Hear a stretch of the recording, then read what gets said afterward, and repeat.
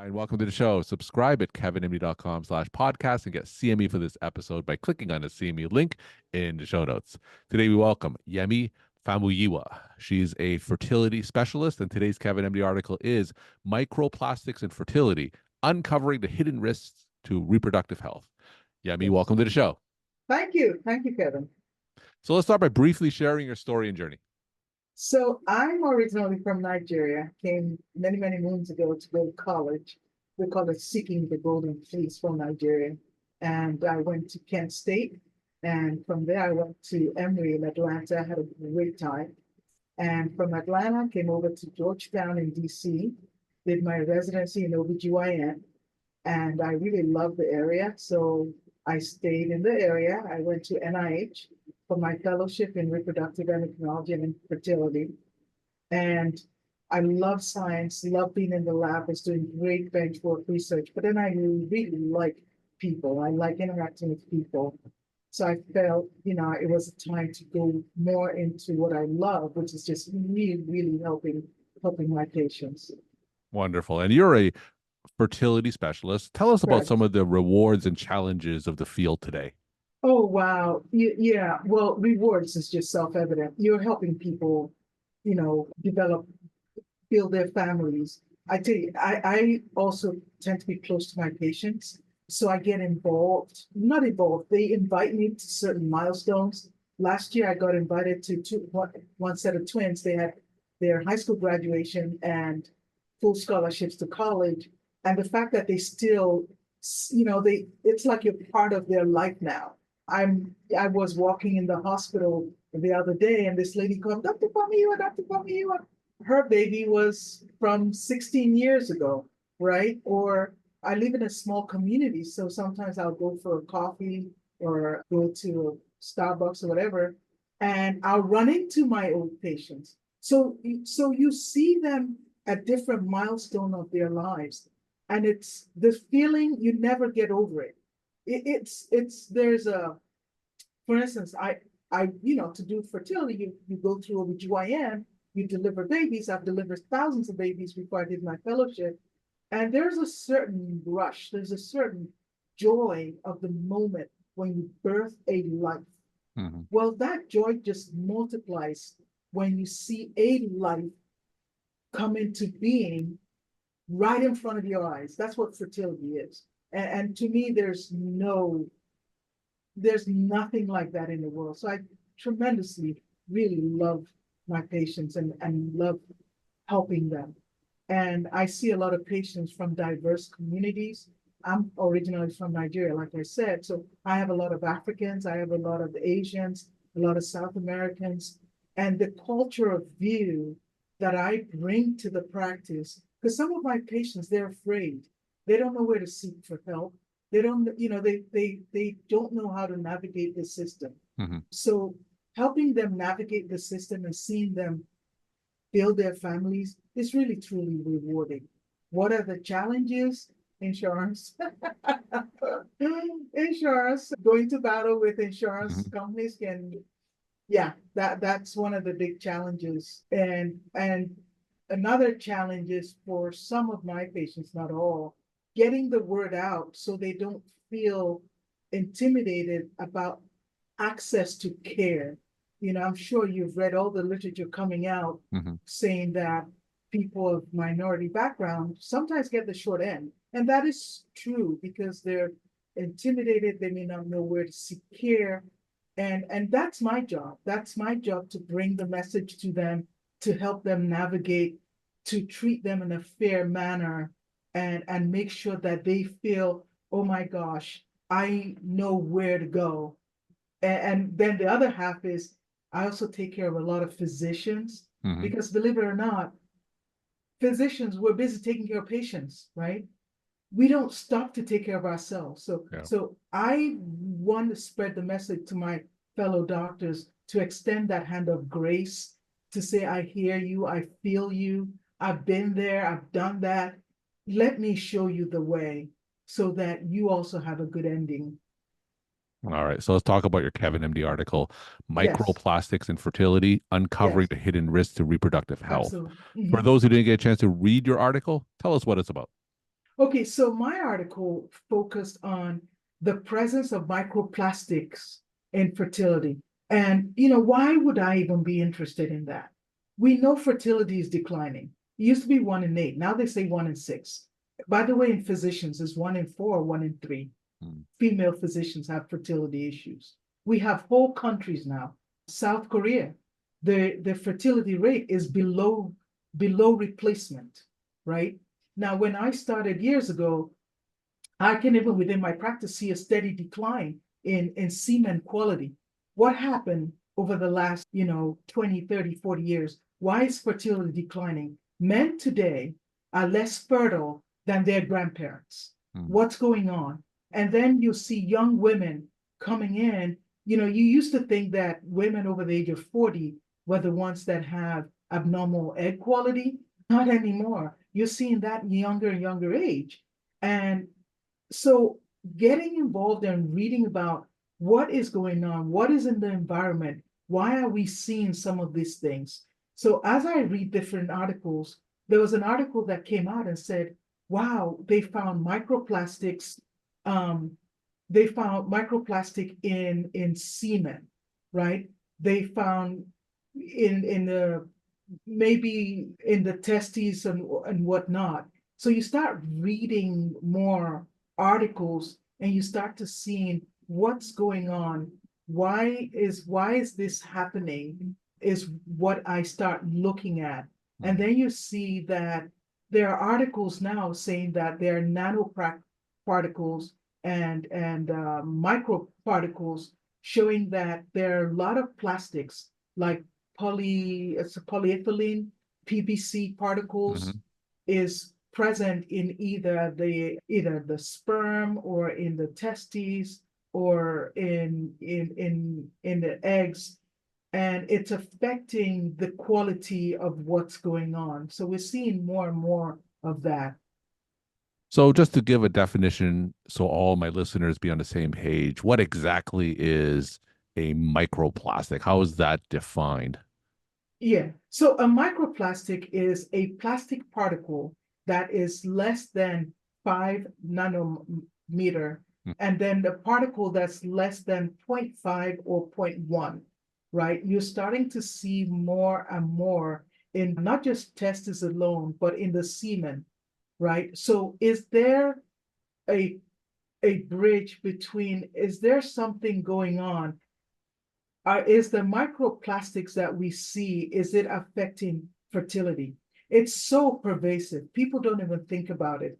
Um, for instance, the way people use plastics, they might wrap their food in plastic containers. If they heat food in plastic containers, it leaches plastic into the food. So they have to be careful about what kind of particles is in the food that they eat. For instance, you look at not just plastics in food, but in what they inhale, what kind of fibers are they exposing their body to, and how is it affecting, I don't think we can blame that only for fertility issue, but there is something to be said for the number of plastics in the environment, and is it decreasing the success rate of fertility that we see? So, you mentioned a couple of examples: Mhm. microwaving or heating up food in Yes, plastic containers. You yes, mentioned something like fibers, so are you talking about clothing and yeah. packaging? And what would be some other exposure to microplastics that we ordinarily wouldn't think about? I think fiber, for instance, the synthetic materials that patients wear in their clothing, there's now been studies where people are recommending, well, the government is trying to advocate changing the filter in the washing machines, Mm. right? How can you filter the clothing coming through the washing machine, for instance? Some material leave microfibers.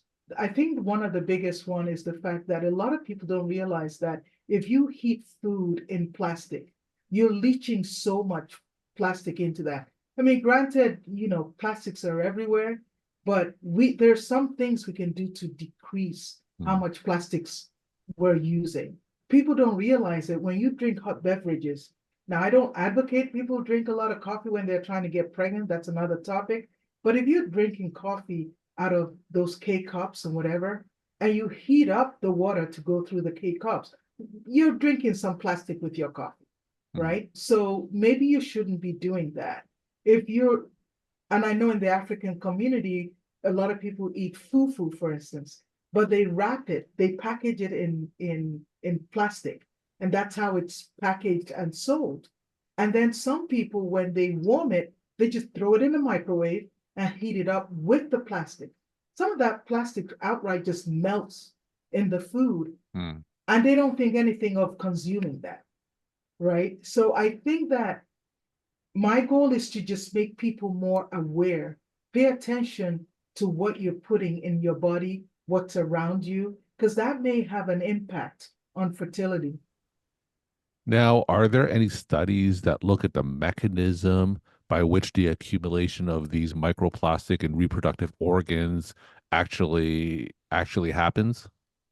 I think most of the studies have looked at what environmental exposure, what's the food that you eat that may have plastic contaminants.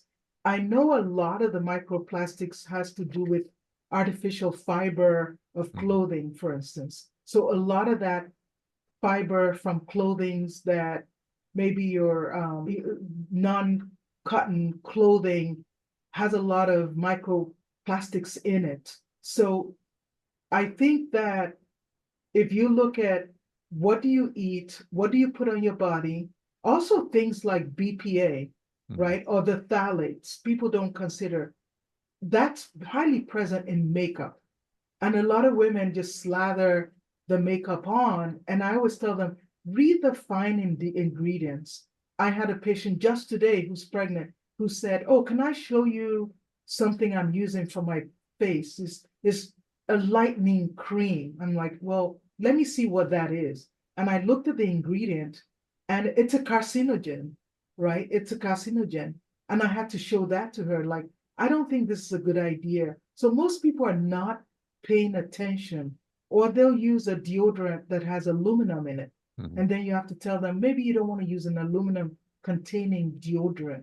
For instance, even dryer lint, right? If you're using dryer lint, it has a lot of phthalates in there. So I tell my patients, can you avoid using dryer lint? Because it does have a lot of phthalates. One of the books that I like to recommend to a lot of my patients is called It Starts with the Egg, where it breaks down all these material that are present in either the environment or in food, and helping patients make wise choices so that they decrease the contamination to their body.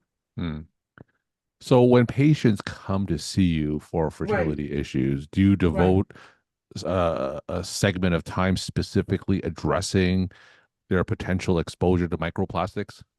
I devote a certain amount of my time, not just to microplastics. I talk about what's in their environment. I talk about what kind of makeup they use. I talk about things around their house and how, so that it's more like, to me, an awareness, not just microplastics. That's one of the things I talk about, but I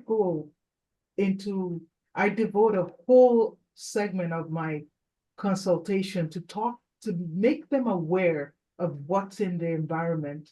That's part of my consultation. It's more holistic. And now another part of my consultation is I'm going over what kind of food is healthy for you. And I do give my patients a brochure. So the diet that I advise patients to follow is more like the Greek diet, where it's more plant-based, more.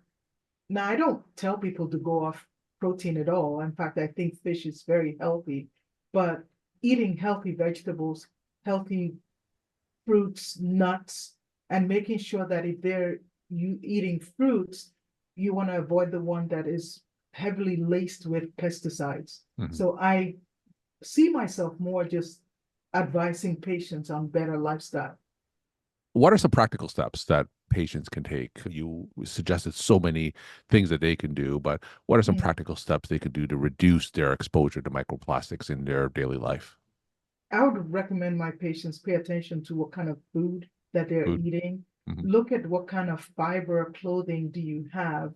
Not only just look at what kind of makeup that they use. I always tell them, what kind of makeup are you exposing yourself to? Does it have a lot of phthalates in there? You cannot totally decrease the amount of phthalates you have, but you can decrease the quantity by a certain amount. So my goal is mostly just education, my educating my patients on the best practices for them. And then, how about from a policy standpoint? Are there any government initiatives that you see going forward that would reduce the number of Yeah, yeah, microplastics that's being uh-huh. produced? I think there's an initiative out there now. They're going to try and expose. I think there's a policy to push towards having dryers having filter on dryers. Hmm. I think that's more and more of the policies. You're seeing more and more of that to filter out the dryers. If you can put filter on the dryers, you drastically cut down the number of microplastics. That another thing too, for people who drink hard water or tap water, they can boil it because and it doesn't work for soft water. If you boil hard water, the hard water, the calcium in it binds up the microplastics and you can filter it out. So Hmm. those are simple ways that you can use to decrease the plastic exposure. We're talking to Yemi Famuyiwa. She's a fertility specialist. Today's Kevin Empty article is Microplastics in Fertility, Uncovering the Hidden Risks to Reproductive Health. Yemi, we'll end with some of your take-home messages that you want to leave with the Kevin Empty audience. I think I want to live with my audience. Please pay attention. Pay attention to what you put in your body. Pay attention to what you put on your body. Pay attention to your environment. And maybe we can start to reverse some of this decline of fertility that we're seeing worldwide, not just in one country, it's worldwide. Yemi, thanks again for sharing your perspective and insight. Thanks again for coming on the show. Thank you so much, Kevin.